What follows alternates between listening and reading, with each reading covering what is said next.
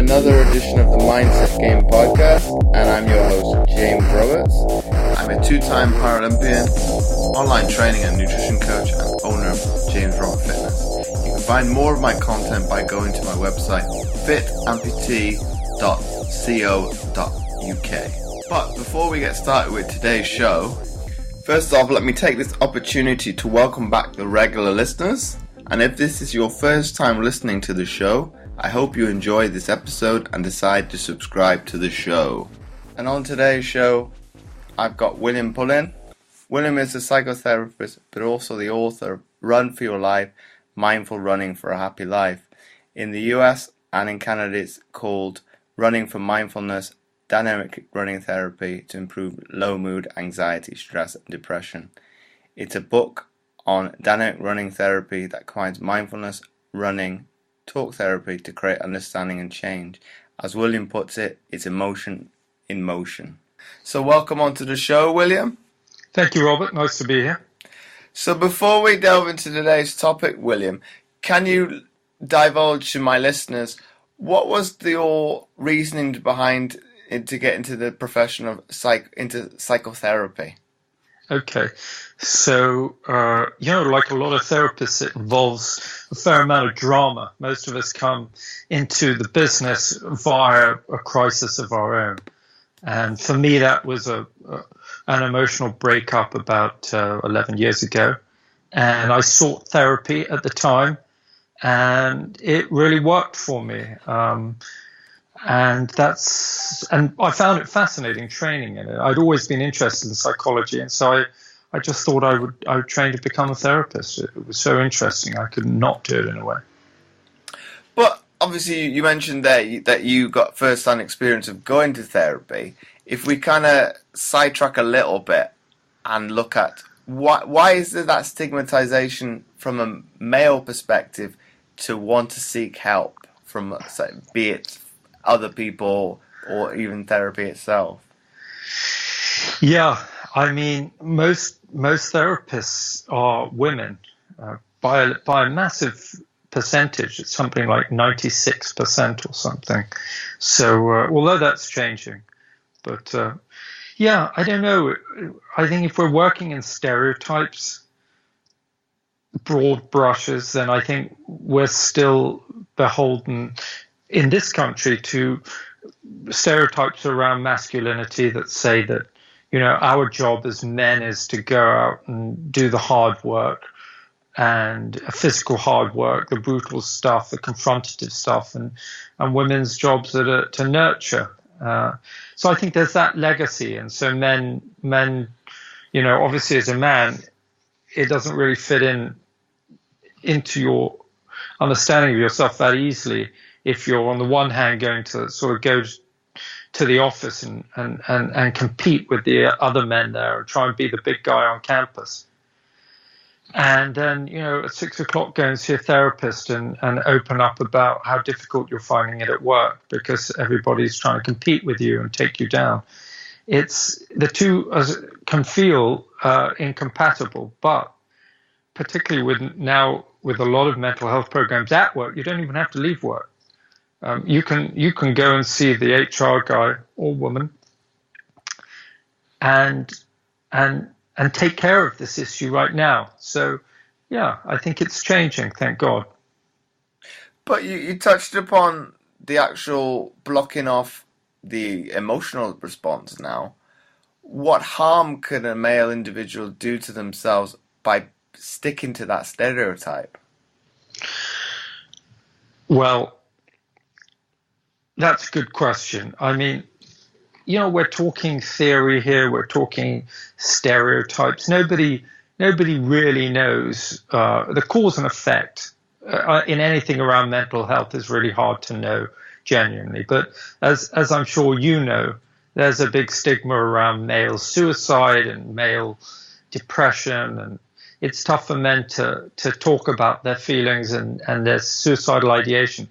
So by not talking about it, I suppose men put themselves on the path to that much greater probability, whatever it is, 4 times women, that they'll commit suicide.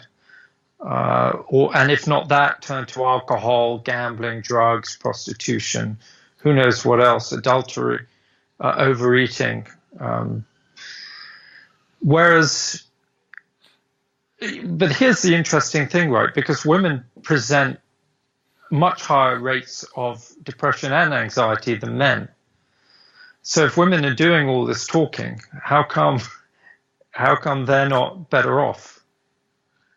It seems like they talk enough not to kill themselves at the same rate men do, but not enough to, or society keeps on triggering anxiety for them. I don't know what it is. I'm not a woman. I'm not sure anybody understands why it is. And as you know, anxiety rates have gone through the roof in the last few years. So, but it's a great question. What's your take on it? What do you think? I think, like you say, people want to put across that facade that they're the strong individual. Probably that male bravado. You don't want to be seen, so to speak, as unless a man, a weaker individual. So I think you do kind of put up that wall. Well, this is who I am to the outside world. You may show a different side to yourself, be it with family. That's probably a generalization to me more specifically. And I think, and I had somebody locally say to me, I think I found in the summer months with school not being in, I found that I was kind of putting myself in isolation. And when I actually talked to somebody or within the community about that, he was quite surprised by me actually divulging that information, because I don't come across as an individual which would actually have that problem at times. And I was like, well, I don't purposely isolate myself, but I guess because, be it the nature of my business in the summer months and obviously online training, and be it we are going as a society to more people working at home, you kind of naturally, probably instinctively do it, and you don't mean to. So you are actually blocking yourself off from the outside world. So there'll be times where you don't speak to individuals. Well, you normally associate that with the elderly population, but I think it's going lower down the tier, because we are becoming more freelance as a society. So we are actually closing ourselves off, and it might be a case of, as we're talking on Skype or whatever social media outlet that will be your only interaction with we'll say, quote unquote, a normal human being. Yeah. I mean, and with your background as a professional athlete, that must, you must have to push yourself so hard to do that. It must be hard to experience your own vulnerability when you're pushing yourself so hard, whether it be emotional vulnerability or physical vulnerability. It must be really tough. Well, to answer your question, William, I don't think so. There's been times where I've been at breaking point, be it from a physical standpoint, and emotion has come through, be it, I'll use the example in volleyball, this was about 7 years ago. I wasn't getting a lot of playing time, but I was putting in the hours in training. Gosh, I think that particular week leading into competition, I think I trained like 30 hours. So I was to the point of exhaustion. And I guess because of the fatigue, I just broke down. Okay, it was with a family member. I burst into tears. So I think I do let my emotion come out from time to time. Obviously, people don't see it. That kind of cut to long story short. The head coach actually found out about it. How, I don't know. I'm assuming somebody overheard that conversation I had with my mother. And it went back to the coach, so he apologized to my mother, because his girlfriend at the time was staying at the same hotel, and he bumped into her, and he apologized. Well, James is putting in the workload, he just needs to work on it and become more consistent. So it was like, well, it's good feedback to me, but it'd be nice if you told me that face to face, as opposed to me hitting rock bottom, so to speak, and it coming out that way. But would it have strengthened the relationship between myself and the coach?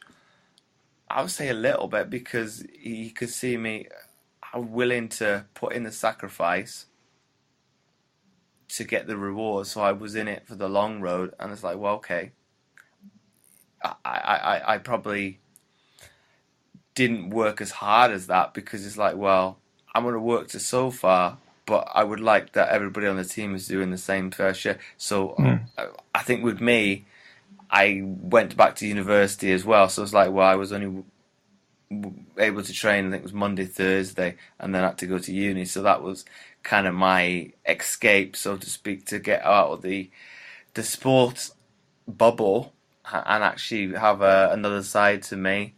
And I think that worked quite well in the run up to the London Games. And there's probably a few more occasions that's arisen, but I think I probably align myself outside of that stereotype to some degree, that I am a little bit more emotional with my feelings. It probably help. Well, I won't say help. It probably coincides with, I was brought up in a single parent household, whereas a lot of it would be my mother, my aunt, my grandmother. So I'm around the female psyche maybe a little bit more, whereas maybe I think maybe I was maybe in tune more with my emotions growing up, because it was normal. I think as I've got older, I've maybe started to align myself more with what was perceived as the male's stigma, not stigma, but the male, how would you interpret how they must behave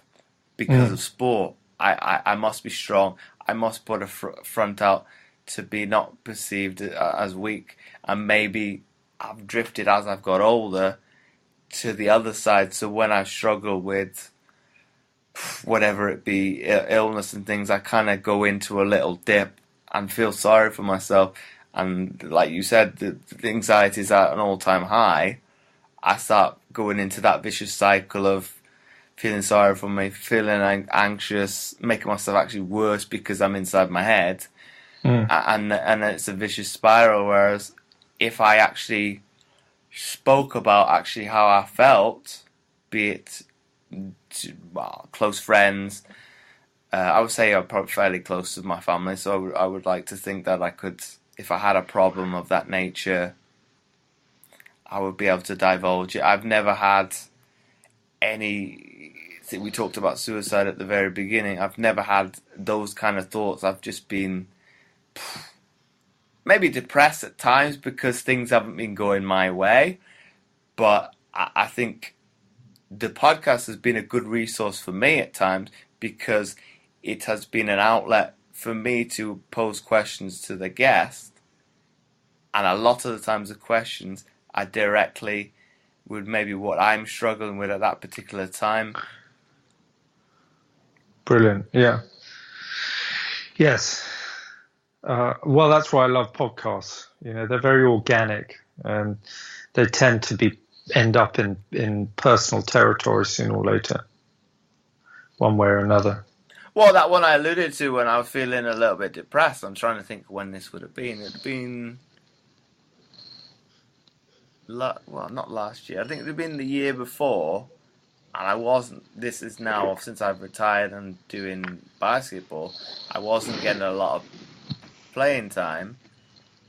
But I was blaming other people for those misfortunes and kind of not looking at, well, not black and white, but not looking internally to me. Well, what could I do better? And then speaking to the sports psychologist, and he's saying, well, do this, does this individual do this? Well, I could aim it at myself because it was my question and it was me trying to get the answer. I was like, well, not really. I'm not doing A, B, C.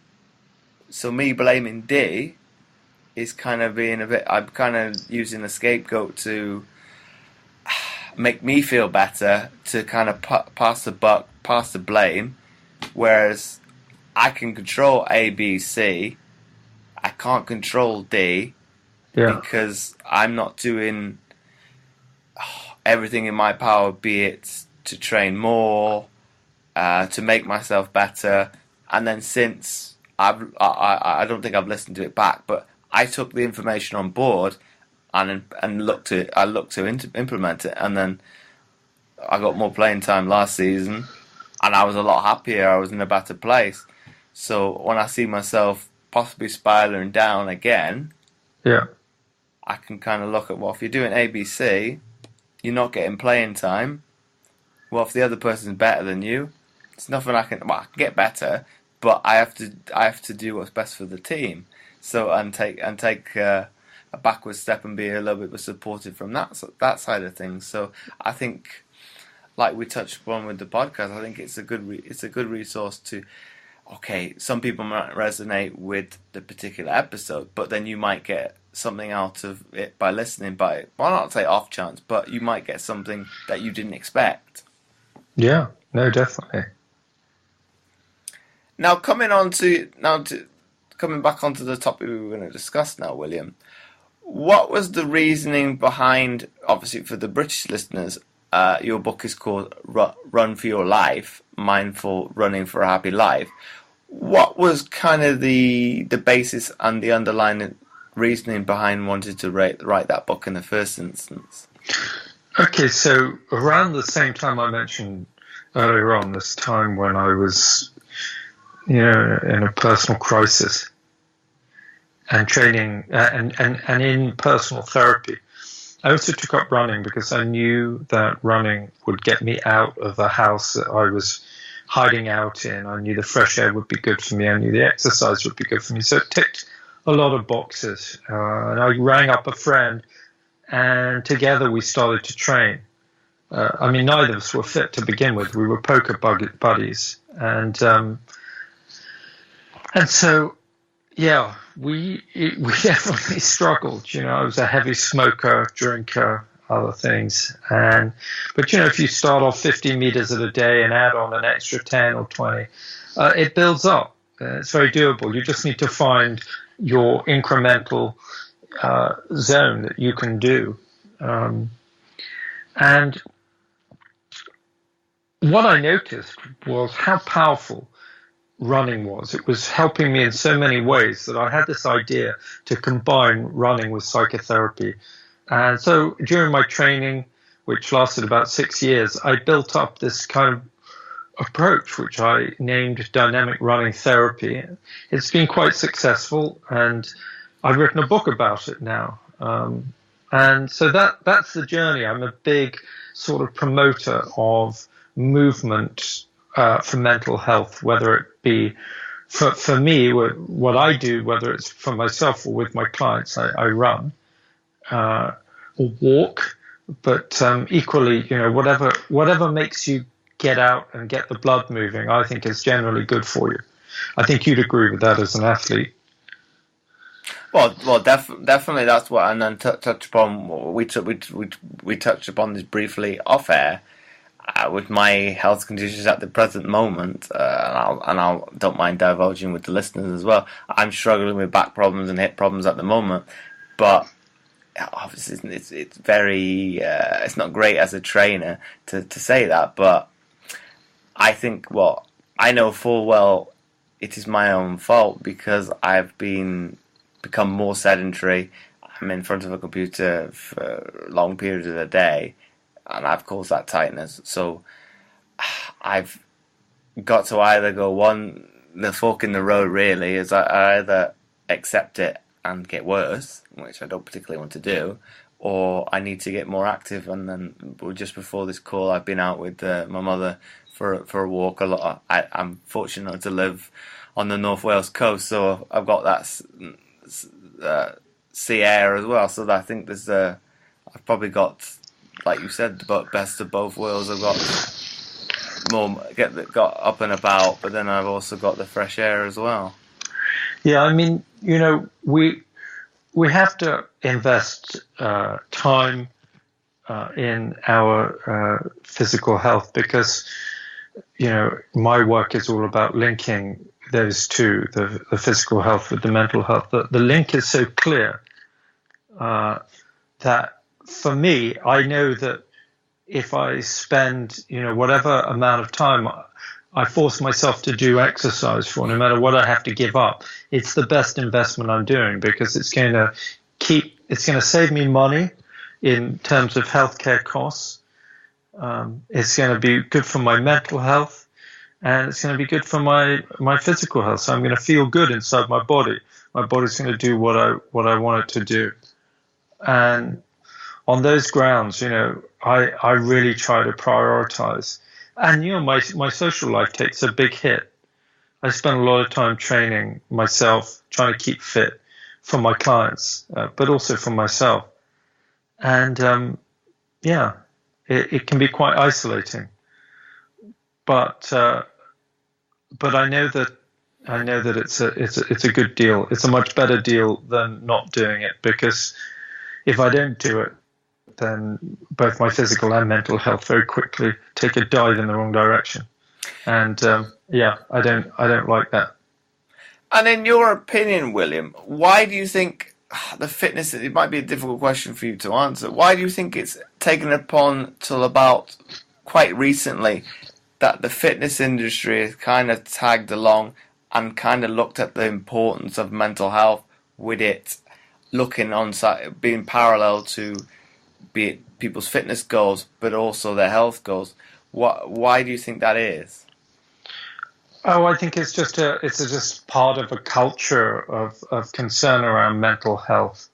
You're seeing the same thing happening in so many different areas, all sorts of different kinds of activities and workplaces. And so I think exercise is just one more of those. There have been some examples, of course, of athletes that have had mental health issues. And because they're public figures, that helps bring the story into the press. I think that's part of it. I also think it looks good. It looks good for a football team, say, to have a mental health professional working with the team. It makes them appear responsible and caring. And that's good for everybody. So I think that's a big part too. And then, of course, there's the piece that you say you don't struggle with too much, which is that, a lot of people at the very high end, and you were at the very high end of competition, experience a lot of drama around needing to compete, around needing to be the best they can be. And quite often they end up in that kind of black and white thinking, I'm either the best or I'm not good enough. And then they end up going down that road. And so for some people, I think for many people in sport can be very, very difficult. And then when you get out of, get dropped by a team, suddenly you're not in an important team, or you get sidelined, and all your dreams are gone, or you get one injury and your entire future's gone. I mean, it's hell, right? But then to answer to kind of go a little bit further to your point, William, I think, and this is talking to my family now since I've retired, I probably put across that image, but I would talk to them, weekly, probably we'll say weekly chats over the phone. So I would probably put my frustrations over the phone. So I think they had to deal with a lot of mental stresses, and you're thinking, looking back, what have I actually put them through? They've actually been on that journey as well, and there's nothing they can do about it. So you're thinking, I should be. Well, they're always going to be family, so they're not going to be wanting me to thank them. But you're thinking, it is very self-centered of me to kind of put over those, be it prejudice, not selection, not falling out with a coach or what, etc. You're thinking, well, I can control all of these things. They can't control any. They can't change any of that for me, however they might wish to. Whereas you think of problems with any other child, be it, I don't know, problems at school, well, the parent can do something about that. Elite level sport, the federation, the coach don't care what the family member that is probably if that actually came to a head and they had a disagreement over something, I would say maybe somebody in their teens, well, that's going to cause problems for the athlete, because it's like, well, you're a problem parent. I'm going to make life hell for your son or daughter. So it's like, well, I think now, and I think that's only just come to my mind tonight when we were speaking. I never actually thought about those implications. I know they've talked about it, but I've kind of brushed it under the carpet or brushed it aside. It's like, well, I apologize, but then thinking about it, you're probably in even more stress than I am. And I've made it 10 times worse because I've told you, well, something that's annoyed me, stressed me out, and you can't do anything about it. Well, if I'm understanding what you're talking about, it seems like you're saying, well, there's no point in sharing my work problems with my loved ones because they can't do anything about it. Is that right? I mean, that sort of runs in the face, if I may say, of everything that I do, because, you know, what I do, we're known as the listening profession, and our job is just to listen to people, you know, and so your loved ones may not be able to ring up the chairman of the English Olympic Committee or whatever it's called and change your course for you. But they can most definitely listen to you and take time and show interest and care for you by sitting there and listening with you. So I do think there's very much a point in talking to them, but perhaps that's not what you meant. I don't know. No, it is entirely. That's what my point I was trying to get across. I think maybe I try and use it, well, I'll say back then, as an outlet to get whatever it be, stress, anxiety, frustration off my chest and then move on. Whereas I think maybe because now I'm older, I'll listen back and say, okay, you actually are right. I could see you were along the journey. You're actually more stressed at times than I am because I've forgotten about it. I've got that whatever problem it may be off my chest, and I've moved on. Whereas you may have stuck with it for a bit longer and say, well, once I've hung up the phone, you might be, well, possibly losing sleep over it because it's like, well, you're the other side of the country. I think earlier on in my career, my mother was still out in Belgium in NATO, so it's like, well, there's nothing. She's gosh, 2, 3, well, I can't think, about probably 400 miles away, so she can't do anything. So it's like, well, I think as a very young athlete, I was very self-centered. I was very inward thinking. I thought about myself. I didn't think of the implications, what it had on the others around me, even to the extent of my family. So I think as I got older and I think my mother more so because she was around me for a lot longer of the career, from even when I was starting out, 10, 11 years old. She's gone through the course and kind of said, well, that's my personality. I like my space. Whereas my aunt and uncle were very much not like that. They wanted to speak to you, thinking, well, I'm not in the right frame of mind here to speak to you because I'm very frustrated would be, and the example I'm going to use is the World Championships, back in 2006. I was not happy with the performance. I don't want to speak to the family. Give me some time to wind down and cool off, and then I'll come speak to you. But I took on board what my mother said to me. Well, they're not, as so to speak, understanding of me that you are like that.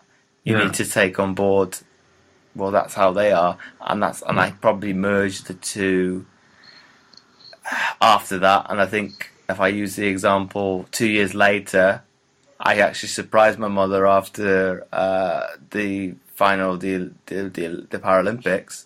And I was very much like that. I was very humble. I did everything I could. The result didn't go my way. It was like I was a totally different person. Well, I think that's the value of discussing things with people and disclosure and revealing who you are and what's happening. Because otherwise, we do an awful lot of assuming, and in the example you've just given, where you're assuming that your uncle and aunt know that you're somebody who needs to just digest what's happened for a while, and you assume that they know that about you. And I think a lot of my work is about unpacking assumptions. So many, particularly in marriages, people end up building so many assumptions and about the other person, and then they start acting in a certain way according to the assumptions that they've made, at which point that other person is effectively doing the very thing that you think they're doing, because you're reacting in the way that you would if they were doing it. So you believe that, let's say for the sake of the conversation, you believe that they're untrustworthy, or you believe that they're self-centered, or whatever it may be, appearance, and you don't know that, well, actually there's this other explanation for why they're not giving you what you want, and you can't see it, but you treat them that way, and soon they end up sort of acting that way anyway, and then they treat you back in another way because you're treating them like that, and so it spirals, and that can go on for years. People can just, in marriages, they can just, what, you mean for 10 years? I thought for 10 years you thought I wasn't worth talking to about your work problems. And then the husband goes, no, you were a banker when you retired to look after our kids. I respect your opinion so much. The only reason I don't ask for it is because I think you've got enough on your plate as it is. And then she's like, what? All these years I thought it's because you thought I was stupid. That's why I've been having an affair with the man next door. Well, let's hope it's not that. But do you see my point? Mm-hmm. But out of interest, William, what are kind of the mental triggers to get us into those assumptions to start with? Oh, well, they're sense memories. They're things deep in scars within you, places where the things that make you who you are, the words that have been said to you, and the things that weren't said to you, and the assumptions you had to make as a child. Why doesn't Daddy want to talk to me, when he gets back from work? And as a kid, you make a lot of assumptions. Worse than that, as a kid, you're forced into making horrible deals around those assumptions, because even if your dad is a terrible person, when he gets home, you, as a kid, you don't want to look at your dad and say, oh, well, he's a terrible person, because he's all you've got. So you tell yourself, well, he's kind of a terrible person, but mostly he's a good person.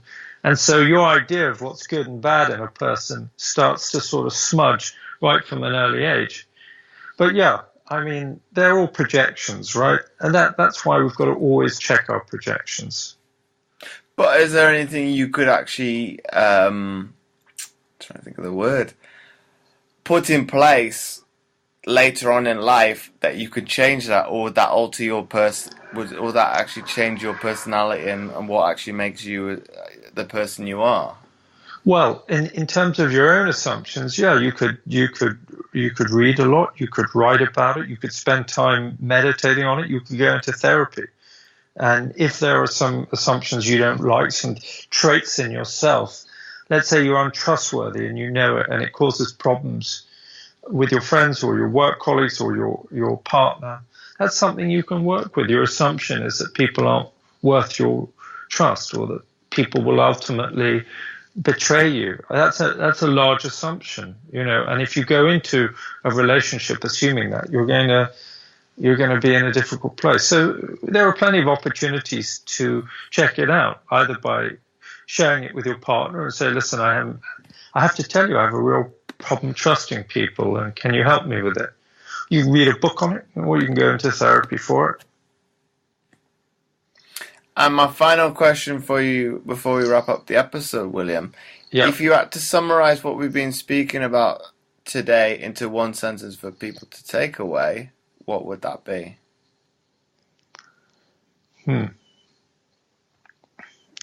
I think it's about sharing.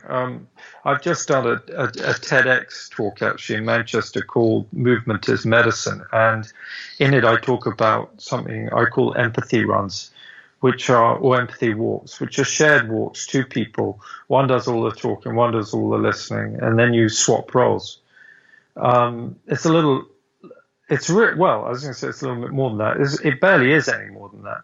The instructions are don't interrupt, don't try to save, don't try to interpret, don't do anything. Just listen to somebody for 10 minutes, and then you swap roles. And it's amazing how powerful they are. My thing I want to tell people is to talk, to share, to open up, to be patient, particularly to try and find somebody who will listen to you without interrupting you. Because in this world that we live in now, we're not very good at formulating our feelings anymore, because we don't tend to talk about them in ways that are conducive to really being understood. And so if you can really just ask somebody not to talk for 10 minutes, and a good way to do that is to go for a walk or run, because then they've got something to distract them. It's amazing how much will come out of you. And it's amazing how, if that's a 10-minute process, it's amazing how quite often, in my experience, people they don't even get to what they really want to say until sort of minute 7 or 8. And they're like, thank God I did this, because I've been wanting to say this for 5 years, but I've never known how to get to it. I've always been sort of interrupted or sidetracked, So talk, find a way to talk. That's my message to people. So once again, William, thanks again for coming on the Mindset Game podcast. Oh, my pleasure. And before I forget, I would really appreciate it if you would be so kind as to leave a short written review, as it helps to get the podcast more notoriety, and it would be more visible in future to others, and thus helping more people, which my guests and I are all about. Once again, thanks for listening, and I'll catch you next time for another episode of the Mindset Game podcast.